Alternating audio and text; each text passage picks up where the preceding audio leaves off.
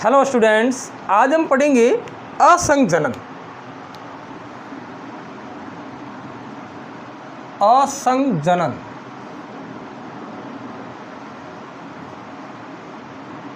Apomixis. Apo यानी बिना,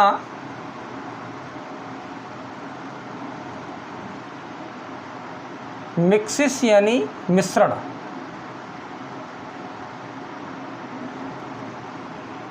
यहाँ मिश्रण का अर्थ है बिना युग्मक संलयन, बिना युग्मक संलयन, ठीक है ना। यानी कि युग्मक संलयन जो होता है यानी कि वो नहीं होता और भ्रूण का निर्माण हो जाता है तो इसे असंजनन कहते हैं। कैसे होता है देखिए, ये एक बीजांड है। इस बीजांड के अंदर बीजांड काय की प्रपशु कोशिकाओं से जब भ्रूणकोश का निर्माण होता है, इस भ्रूणकोश के अंदर 7 कोशिकाएं पाई जाती हैं जो अगुणित होती हैं, जिनमें निभाग की ओर 3 प्रतिमुखी कोशिकाएं और बीजांड द्वार की ओर मध्य में अंड कोशिका और पार्श्वीय सहायक कोशिकाएं होती हैं। अब इस भ्रूणकोश के निर्माण के बाद इन 7 कोशिकाओं में बिना नर युग्मक के संलयन के ही अगर भ्रूण का निर्माण हो जाता है तो इसे असंजनन कहते हैं। इसे असंजनन कहते हैं। सामान्य जनन किस प्रकार से होता है देखिए, सामान्य जनन जो होता है बीजांड काय के अंदर प्रपशु कोशिकाएं पाई जाती हैं और इस प्रपशु कोशिका में परिणत विभाजन होता है तो बाहर की ओर प्राथमिक द्वितीय कोशिका और अंदर की ओर प्राथमिक बीजाणुजन कोशिका बनती हैं और प्राथमिक बीजाणुजन कोशिका गुरु बीजाणु मात्र कोशिका में बदल जाती हैं और इस गुरु बीजाणु मात्र कोशिका में अर्धसूत्री विभाजन होता है जिससे 4 गुरु बीजाणु बनते हैं और इन 4 गुरु बीजाणुओं में से निभाग की ओर का 1 गुरु बीजाणु सक्रिय रहता है और 3 गुरु बीजाणु नष्ट हो जाते हैं। और सक्रिय गुरु बीजाणु जो होता है वो किसका निर्माण करता है? सक्रिय गुरु बीजाणु जो होता है वो अगुणित भ्रूणकोश का निर्माण करता है, जिसे मादा युग्म कोशभेद कहते हैं। अब इसके अंदर कितनी कोशिकाएं होती हैं? 7 कोशिकाएं होती हैं। कौन कौन सी? 3 जो कोशिकाएं होती हैं वो निभाग की ओर होती हैं और 3 कोशिकाएं जो होती हैं वो बीजांड द्वार की ओर होती हैं। मध्य में एक केंद्रीय कोशिका होती है, ठीक है। अब इन 7 कोशिकाओं में से किसी भी कोशिका से बिना निषेचन क्रिया के अगर भ्रूण का निर्माण हो तो इस प्रक्रिया को क्या कहते हैं? असंजनन कहते हैं। असंजनन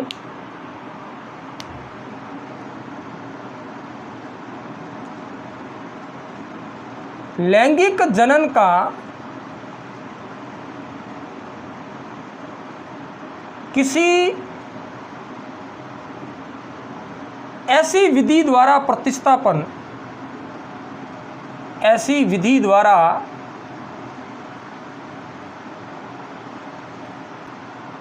प्रतिस्थापन जिसमें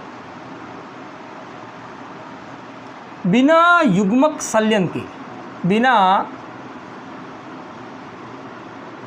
युग्मक संलयन यानी कि निषेचन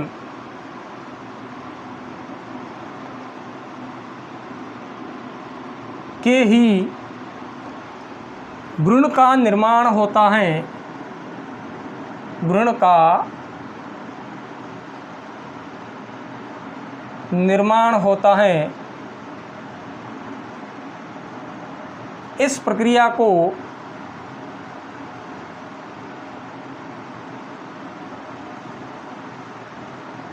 असंजनन कहते हैं। असंजनन कहते हैं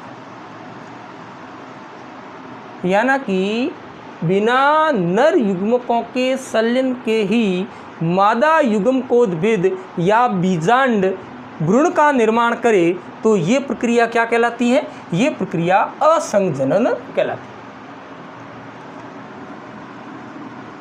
प्रोफेसर पंचानंद महेश्वरी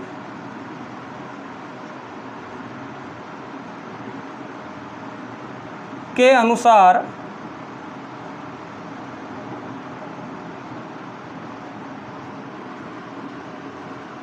असंजनन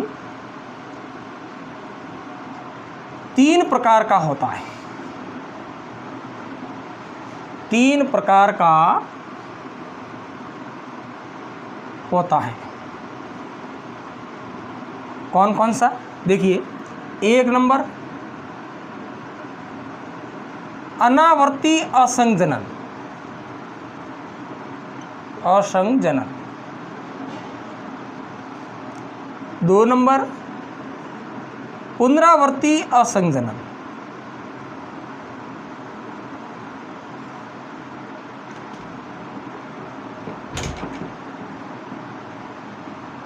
3 नंबर अपस्थानिक भ्रूणता। असंजनन 3 प्रकार का होता है। कौन कौन सा? अनावर्ती असंजनन, पुनरावर्ती असंजनन और अपस्थानिक भ्रूणता। कैसे होता है? सबसे पहले हम देखते हैं अनावर्ती असंजनन किस प्रकार का होता है। अनावर्ती असंजनन। तो देखिए, बीजांडकाय की प्रपशु कोशिका में एक परिणत विभाजन होता है, जिससे बाहर की ओर प्राथमिक वित्तीय कोशिका और भीतर की ओर प्राथमिक बीजाणुजन कोशिका बनती है। और इस प्राथमिक बीजाणुजन कोशिका जो होती हैं वो सीधे ही गुरु बीजाणु मात्र कोशिका में परिवर्तित हो जाती है। और इस गुरु बीजाणु मात्र कोशिका में अर्धसूत्री विभाजन होता है और इस अर्धसूत्री विभाजन से 4 गुरु बीजाणु बनते हैं। इनमें से एक गुरु बीजाणु वृद्धि करता हुआ भ्रूणकोश का निर्माण करता है। और इस अगुणित भ्रूणकोश के अंदर 7 कोशिकाएं होती हैं। इन अगुणित 7 कोशिकाओं से बिना निषेचन के ही अगर भ्रूण का निर्माण हो तो इसे अनावर्ती असंजनन कहते हैं। अनावर्ती असंजनन 2 प्रकार का होता है। कौन सा 2 प्रकार का होता है? देखिए, जब अगुणित भ्रूणकोश की अंड कोशिका बिना युग्मक संलयन के ही अगुणित भ्रूण का निर्माण करे तो इसे अगुणित अनिषेक जनन कहते हैं। दूसरा अगुणित अपयुग्मन। इसके अंदर अगुणित भ्रूणकोश की अंड कोशिका के अलावा प्रतिमुखी कोशिका या सहायक कोशिका से बिना निषेचन क्रिया के ही अगर अगुणित भ्रूण का निर्माण हो तो इसे अगुणित अपयुग्मन कहते हैं। इस प्रकार के असंजनन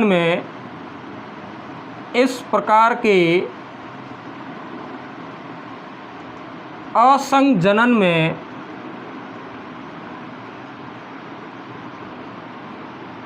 गुरु बीजाणु मात्र कोशिका गुरु बीजाणु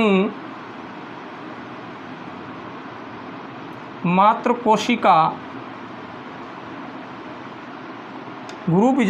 कोशिका में सामान्य अर्धसूत्री विभाजन होता है।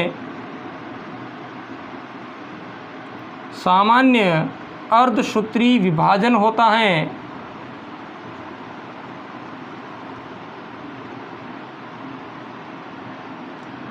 जिससे 4 गुरु बीजाणु बनते हैं।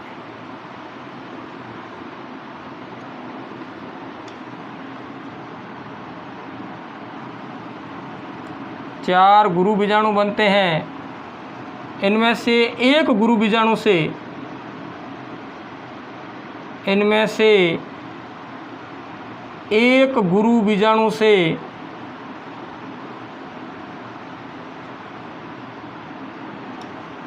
अगुणित भ्रूणकोश का निर्माण होता है। भ्रूणकोश का निर्माण होता है तथा अगुणित भ्रूणकोश बिना निषेचन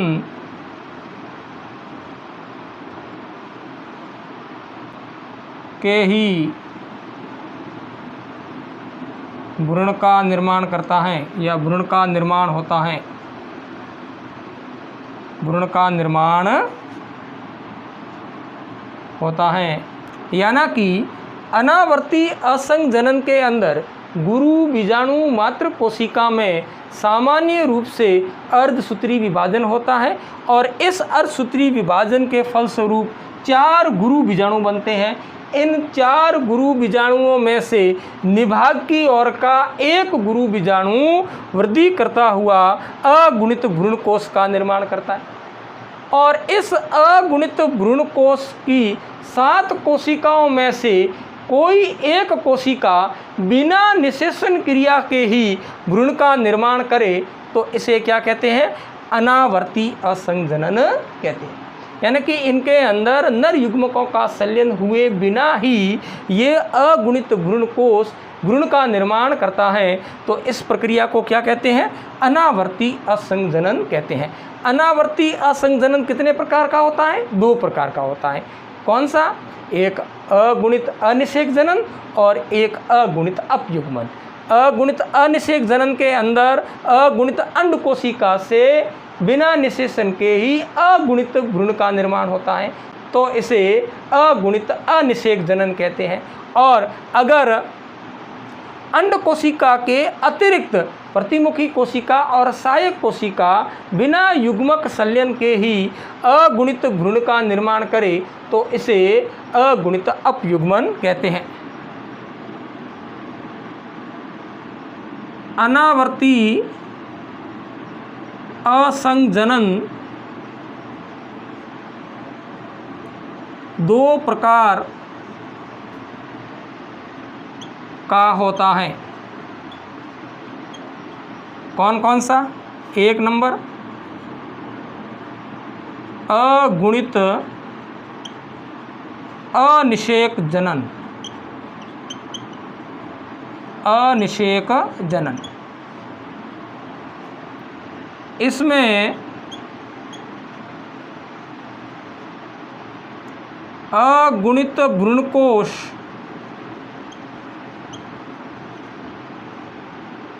की अंड कोशिका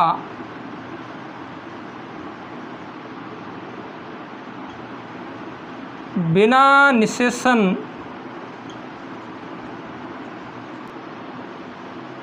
के ही अगुणित भ्रूण का निर्माण करती है।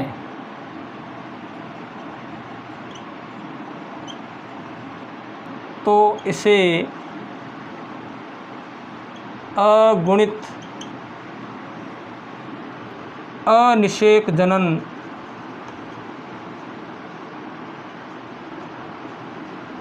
कहते हैं। दूसरा अगुणित अपयुग्मन।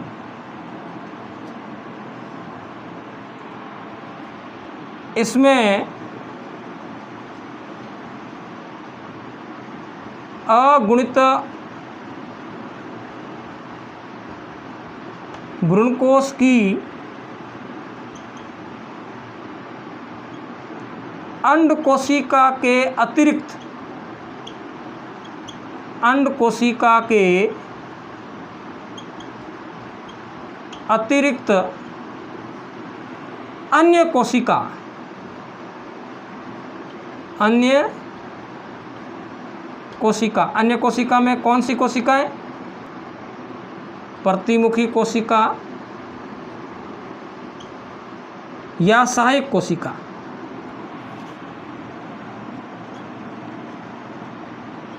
सहायक कोशिका से बिना निषेचन के ही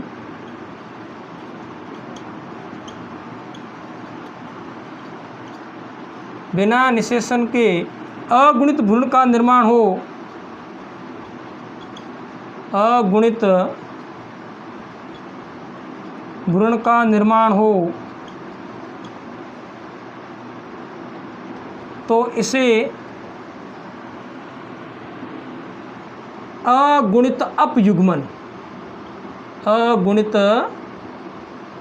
अपयुग्मन कहते हैं।